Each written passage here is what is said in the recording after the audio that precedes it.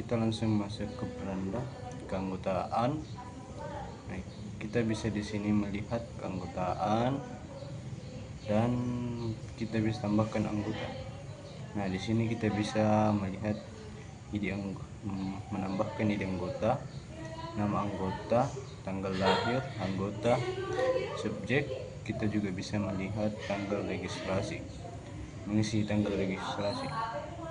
Nah, berlaku hingga kita juga mengisinya. Terus tipe keanggotaan, nah, terus jenis kelamin, alamat, kode pos, alamat surat, nomor telepon, nomor fix, nomor identitas, catatan juga. Nah, kita lanjut ke tipe keanggotaan. Kita bisa melihat di sini. Terus kita ke sini lagi, pencatatan kartu. Nah, kita juga bisa mencetak kartu di sini. Terus ekspor data anggota. Kita juga mengekspornya bisa di sini. Terus import data keanggotaan. Nah, kita bisa melihatnya seperti berkas untuk diimpor, pemisahan, batas awal akhir, luas, jumlah cantukan untuk diekspor untuk semua red, mulai dari cantuman ke berapa. Nah, itu.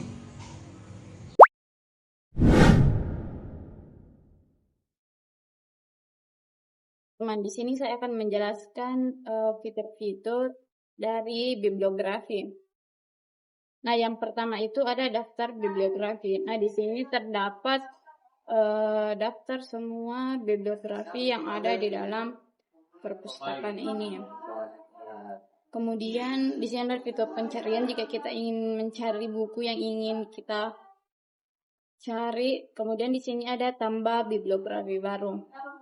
Nah, di sini kita bisa menambah buku dengan memasukkan bibliografi yang terdapat dalam buku itu. Yang pertama di sini ada judul, kemudian di sini ada judul di sini ada pengarang. Kita bisa menambahkan data pengarang. Nah, selanjutnya itu ada pernyataan tanggung jawab yang bertanggung jawab dalam buku tersebut. Kemudian edisi keberapa. Kemudian kita lanjut. Di sini ada info detail spesifik seperti ukuran, tinggi. Kemudian di sini ada pembuat nomor eksemplar. Nah, di sini kita bisa membuat nomor eksemplar yang ingin kita masukkan ke dalam buku tersebut. Kemudian tipe isi, tipe media, tipe pembawa, kala terbit. Kemudian di sini kita memasukkan ISBN atau ISSN dari buku tersebut. Kemudian penerbitnya, tahun terbit, tahun berapa, kemudian tempat terbit di mana, kemudian deskripsi fisik ini.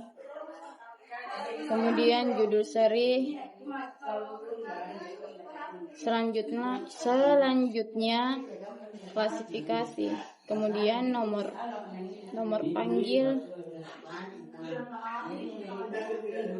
dan kita bisa menambahkan subjek. Nah, di sini. Selanjutnya kita ke daftar eksemplar. Di sini juga sudah terdapat semua daftar eksemplar yang ada di dalam perpustakaan ini. Di sini ada fitur pencarian jika kita ingin mencari buku yang ingin kita dapatkan. Kemudian di sini daftar eksemplar yang keluar. Yang keluar itu maksudnya yang terpinjam atau yang tidak tersedia di dalam perpustakaan ini karena terpinjam. Nah, di sini juga ada layanan pencarian pengambilan, layanan cari ambil ini lewat URL. Kemudian layanan P2P. Kemudian kita ke Di sini ada fitur pencetakan label. Nah, di sini jika kita ingin mencetak label dari buku tersebut seperti ini. Kemudian, oke.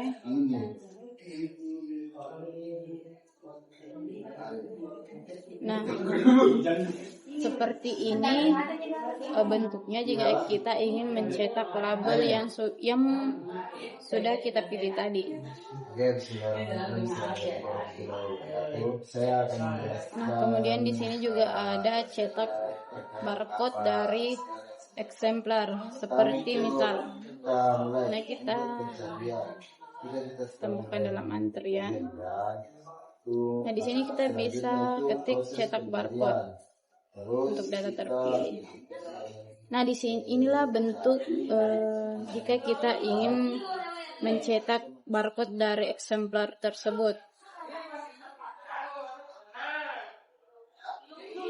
Kemudian ini jika kita ingin mengekspor data, import data, di sini jika kita ingin mencetak katalog, kartu katalog, misalnya ini cetak kartu katalog. Kita tambahkan dulu dalam antrian. Nah, ini bentuk jika kita ingin mencetak kartu katalog dari eksemplar tersebut, dari buku tersebut. Nah, kemudian di sini ekspor data bibliografi. Di sini jika kita ingin mengeksplor datanya, karena pemisah batas-batas. Kemudian di sini import data. Kemudian ekspor data eksemplar dan import data eksemplar. Ya, itulah tadi fitur-fitur yang ada di dalam bibliografi.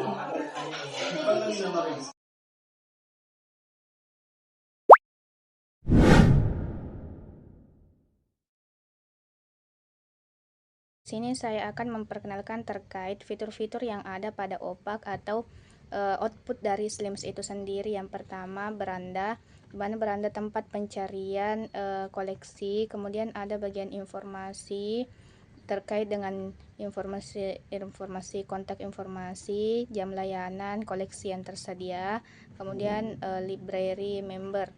Kemudian ada berita di sini terkait dengan berita yang ada di perpustakaan. Ada pusat bantuan, kemudian ada profil pustakawan, siapa-siapa staf yang ada dalam perpustakaan. Kemudian ada area anggota.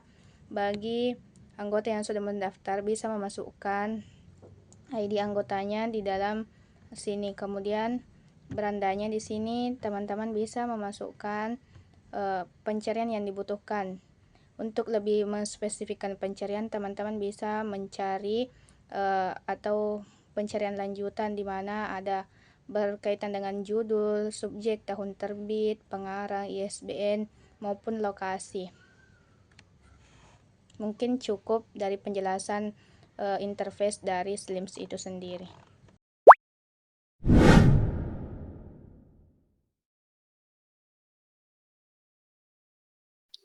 Baik, di sini saya akan menjelaskan tentang alur flowchart keanggotaan.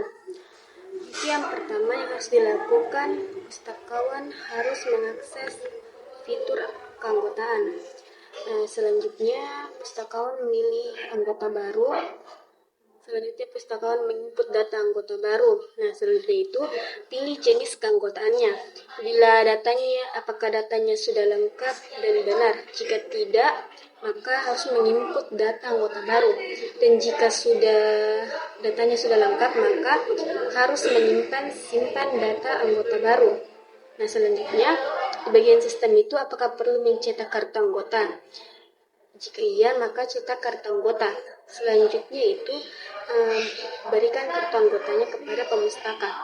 Selanjutnya apakah bila kartu anggotanya sudah jadi, maka pemustakanya sudah terdaftar menjadi anggota. Sampai situ saja penjelasan dari alur flowchart keanggotaan.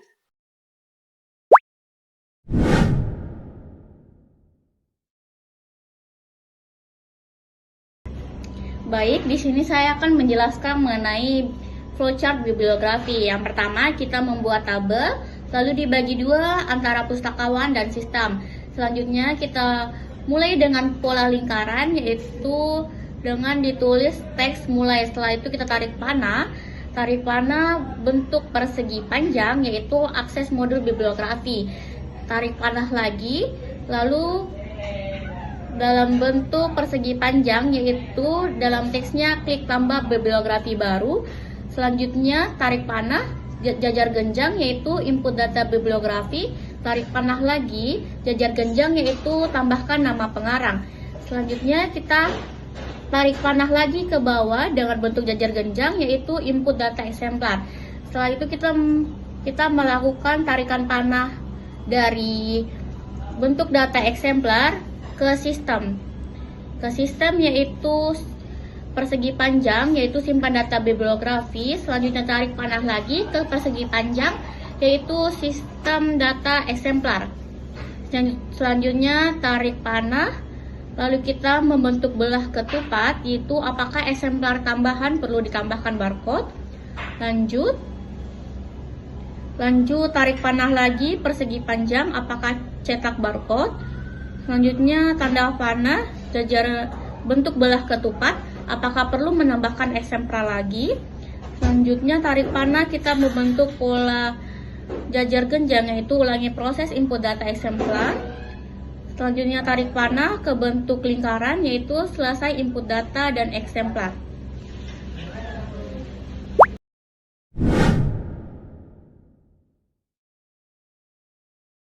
Yang pertama itu kita mulai input pencarian. Ketika kita sudah mulai menginput pencarian, itu langkah selanjutnya itu proses pencarian. Terus kita ketika sudah mencari dan kita sudah menemukan, ketika kita sudah menemukan kita bisa lanjut. Tapi ketika kita tidak menemukan yang kita cari, maka kita kembali ke input pencarian. Nah, terus lanjut daftar hasil pencarian. Terus tampilkan detail koleksi. Terus selanjutnya itu ketersediaan. Nah, di sini ketersediaan. Ketika kita tidak dapat ketersediaan itu, kita kembali ke daftar hasil pencarian. Tapi kalau kita sudah ada, kita melanjutkan pencarian di rak koleksi sampai selesai.